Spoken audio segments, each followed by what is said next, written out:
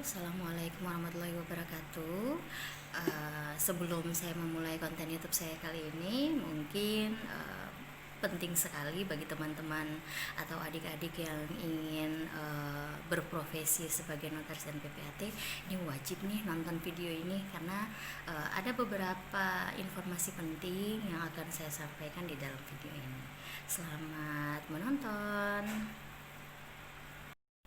Oke, mengenai notaris PPAT sendiri, saya yakin teman-teman sudah pada tahu kan siapa itu notaris dan PPAT, karena di setiap daerah, pastinya di seluruh wilayah provinsi di Indonesia pasti ada yang namanya notaris dan PPAT.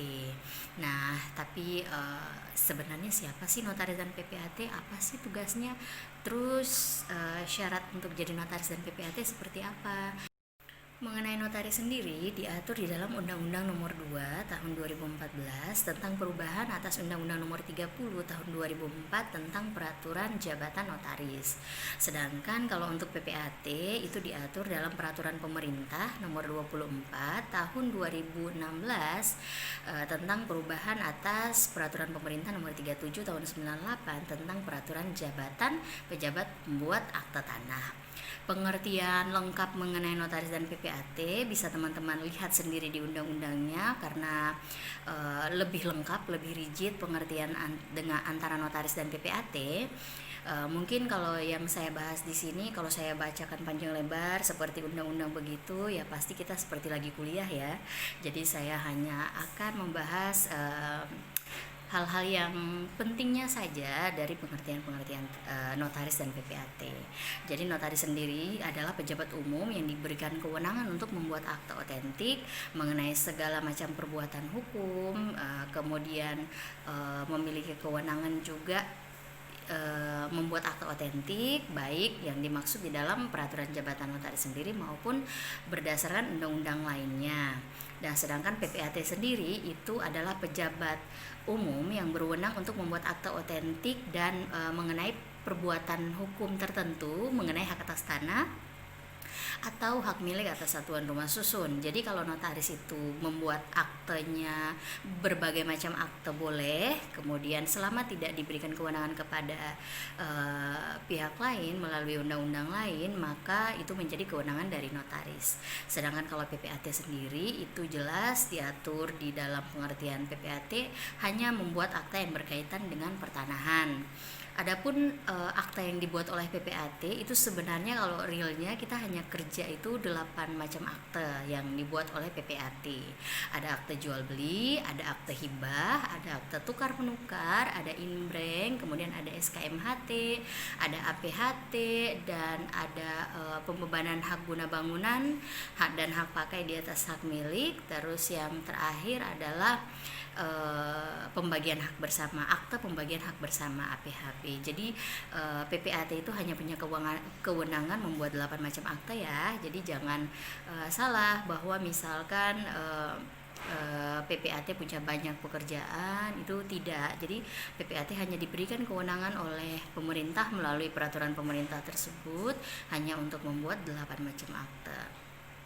Selanjutnya mengenai syarat untuk menjadi notaris dan PPAT. Ini sebenarnya banyak sekali perubahan dari masa saya dulu waktu proses untuk menjadi notaris dengan yang sekarang ini. Sekarang ini mungkin lebih banyak peraturannya berubah dari yang dulu dengan yang sekarang.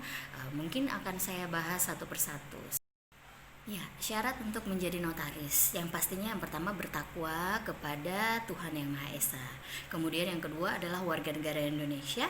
Yang ketiga berumur minimal 27 tahun. Untuk notaris ya 27 tahun. Kemudian sehat jasmani dan rohani yang dinyatakan dengan surat keterangan sehat dari dokter psikiater. Jadi nanti ada tes tersendiri mengenai surat keterangan sehat ini. Jadi ada tes psiko yang nanti diadakan di rumah sakit atau di pusat-pusat kesehatan untuk mendapatkan surat keterangan sehat dari psikiater. Kemudian selanjutnya adalah wajib nih berijazah sarjana hukum. Jadi harus basically S1-nya itu harus sarjana hukum, kemudian S2-nya S2 Magister Kenotariatan. Nah, teman-teman juga nggak bisa melanjutkan sekolah notaris S2 terus S1-nya basicnya ilmu lain selain sarjana hukum. Jadi itu tidak bisa ya, karena untuk syarat untuk masuk ke Magister Kenotariatan S2 itu salah satu syaratnya harus lulus sarjana hukum. Kemudian yang berikut adalah telah menjalani magang nyata-nyata telah bekerja ya di kantor notaris selama paling singkat 24 bulan atau 2 tahun. Nah, mengenai magang dan nyata-nyata telah bekerja ini kadang mungkin teman-teman salah mengartikan bahwa jika sudah bekerja maka itu bisa dihitung sebagai magang. Nah, jadi magang ini bisa dihitung nanti ketika teman-teman lulus dari kuliah S2 Magister Kenotariatan. Jadi misalkan seperti saya lulus S2 Magister Kenotariatan itu kan sekitar tahun 2014. Jadi saya magang startnya dari 2014, 2015, 2016. Nah, kemudian mengenai yang nyata-nyata telah bekerja itu pun dihitung nanti dari setelah lulus MKN ya. Jadi bukan karena misalkan saya sudah melanjutkan S1 sambil kerja di kantor notaris, kemudian setelah saya lulus program Magister Kenotariatan, pengalaman saya sebelum-sebelumnya itu dihitung. Kadang-kadang itu tidak bisa seperti itu juga, karena yang nanti menentukan setelah magang atau nyata-nyata telah bekerja di kantor notaris itu juga ada pertimbangan dari Majelis Pengawas Wilayah Daerah. Majelis Pengawas Wilayah Daerah itu adalah organisasi Ikatan Notaris Indonesia yang bagian pengurus wilayahnya. Nanti mereka yang akan mensortir syarat-syarat untuk kalian menjadi notaris. Syarat berikutnya adalah tidak berstatus sebagai pegawai negeri, jadi tidak boleh merangkap jabatan dengan pegawai negeri sipil.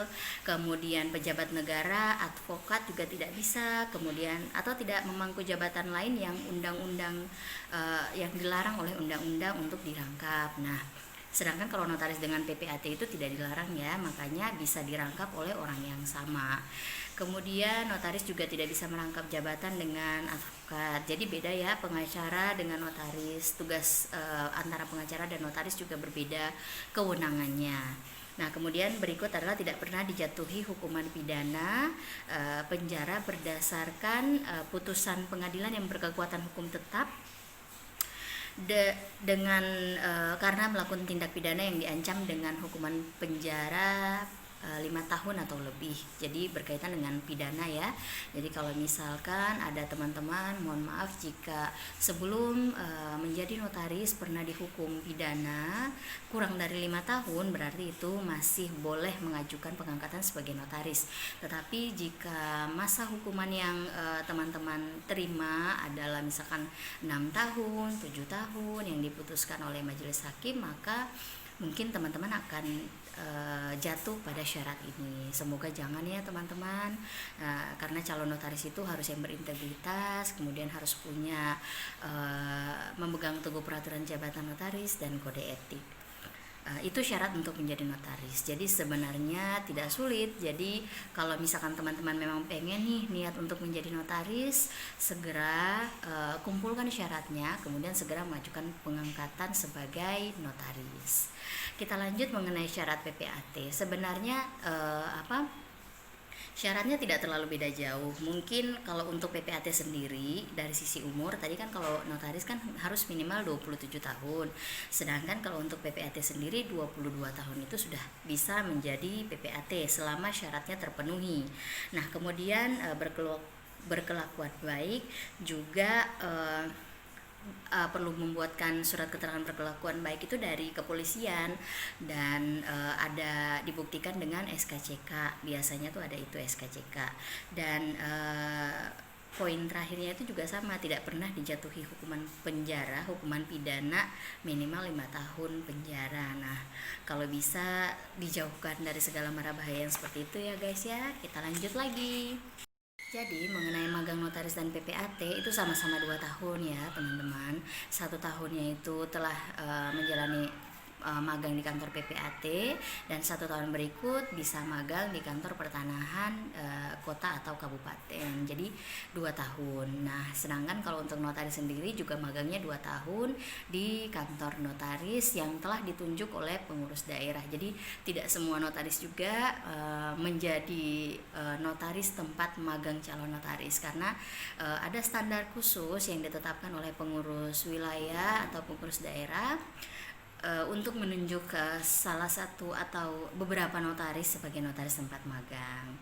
Nah, demikian informasi yang bisa saya berikan. Mungkin di video berikutnya akan saya bahas mengenai berapa sih biaya yang dibutuhkan untuk kuliah notaris dan sampai buka kantor mungkin ya, karena saya sudah mengalami itu. Dan selamat menonton, jangan di skip ya. Jangan lupa subscribe, like, dan komen. Terima